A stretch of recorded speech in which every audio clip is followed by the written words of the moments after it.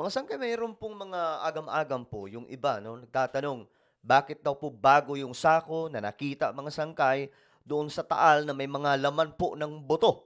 O, sa paghahanap po ito ng PCG ngayon, mga sangkay, mga divers sa Taal Lake. Ngayon may kasagutan po dyan. No? At naway maintindihan po ng mga makikitid ang utak.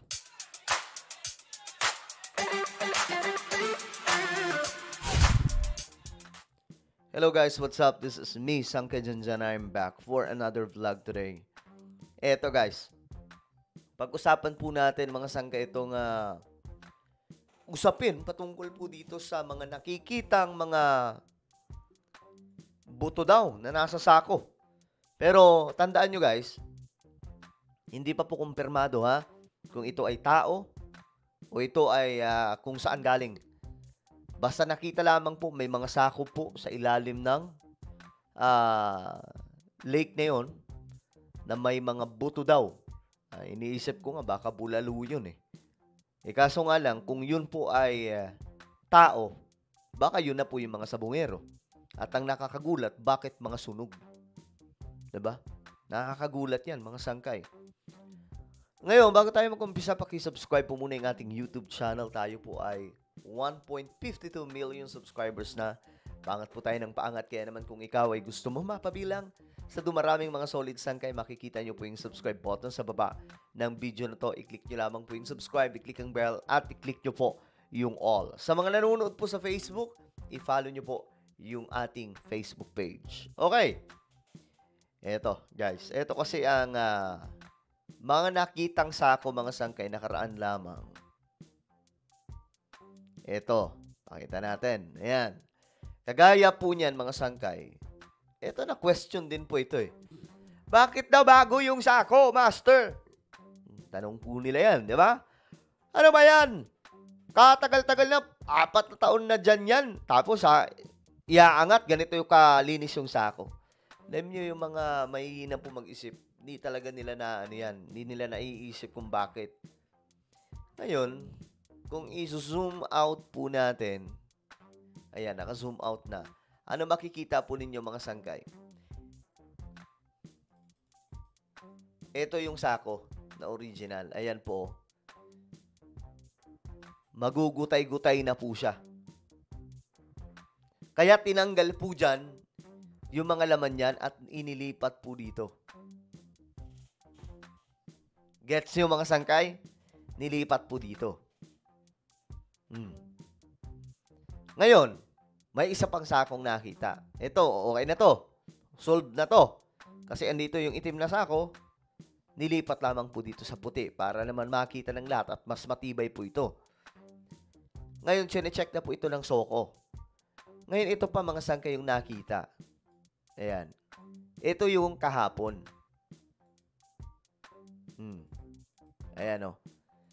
Laking gulat ng iba, bakit daw? Bagong-bago yung sako na inangat sa tubig. Diba? Yung kaganang ano nila. Alam nyo, may common sense lang naman eh. Teka lang, sir. Bakit bagong-bago yung sako? Pambihira. Ngayon, ito po yung sinabi, mga sangkay ng PCG. Ayan, may mga, kahit ito, may comment ata ito, mga sangkay. Yan o, grabe naman ang sako na yan. Sana niluma-lumaan man lang ng kaunti. Diba? Sobrang... mga bobo!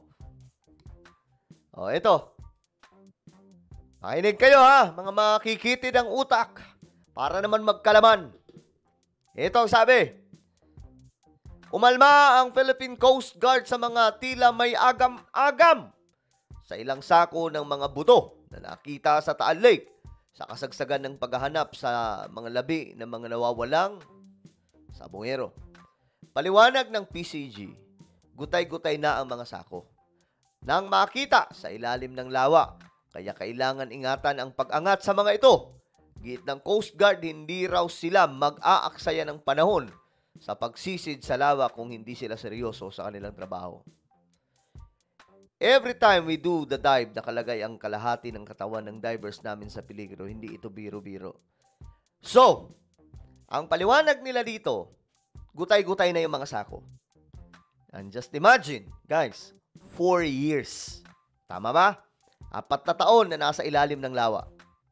Kung ito ay 4 na taon na nasa, kahit nga 2 taon lang talagang pag hinawakan mo yan, hindi mo basta-basta maaangat yan.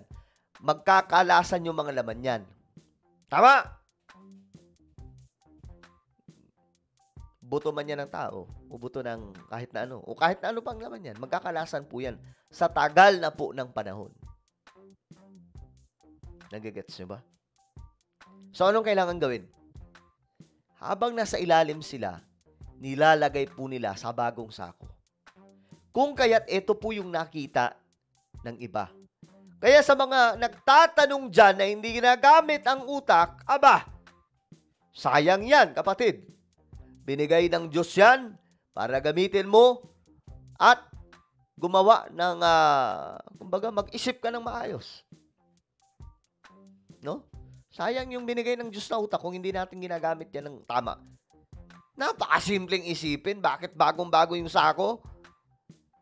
Malamang sa malamang ilalagay po dyan yung nasa ilalim bago maangat kasi hindi po maaangat yun ng ganun-ganun na lang, especially nasa ilalim po. Nasa ilalim po na part ito, mga sangkay. Hindi po tulad sa nauna, nasa may bandang gilid lang. Ito, nasa ilalim na part. Nagagets nyo ba?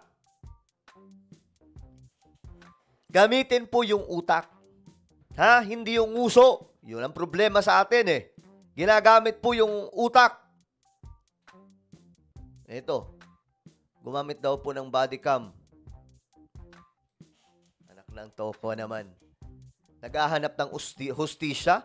Kailangan pa ng mga body cam. Hindi ito part ng politika. Ito ay seryosong bagay. Marami ang nawawala. Kailangan mahanap kung nasaan man sila. Kung sila man yung nasa sako o hindi, kailangan hanapin yan. Ba't ba ganito tayo mag-isip, mga kapwa natin, mga kababayan? Nawawala na po yung pagiging makatao natin. Pagiging makabayan po natin. Pagmamahal sa kapwa. Pambihira. Napakahirap ng ginagawa nila. Napakalalim po niyan, mga sangkay. Pag nasa ilalim sila ng dagat. Sabi nga na nag-comment, it's really a difficult job. My brother lost his hearing for diving then while a coast guard. Kita nyo? Kahit yung kapatid niya na wala daw po yung sa trabaho po, mga sangkay. Mahirap po talaga yan. Hindi po naniniwala ang mga bonak dyan. Kaya dapat isama sila sa pagdive. O, kung gusto nyo, eto na lang. Total, mga pabigat kayo O, sumama na kayo sa pagdive. 'Di ba? Kayong mga walang kwentang mga nilalang sa mundo na walang ibang ginawa kundi mag-question sa ginagawa ng gobyerno. Biruin nyo Naghahanap tayo ng hustisya. Tapos itong may mga saltik, no? Kine-question yung ginagawa ng otoridad. My goodness! Kain na kayo sa sistema Mga bulok. Mga walang kwenta. Ito. Gutay-gutay yung nakuha sa dalampasigan buo pa as in. Dalampasigan Kaya nga nakuha kasi nasa dalampasigan. Nakuha pa nila kasi nasa dalampasigan at hindi po natin alam kung ilang taon na yun. Anong malay natin?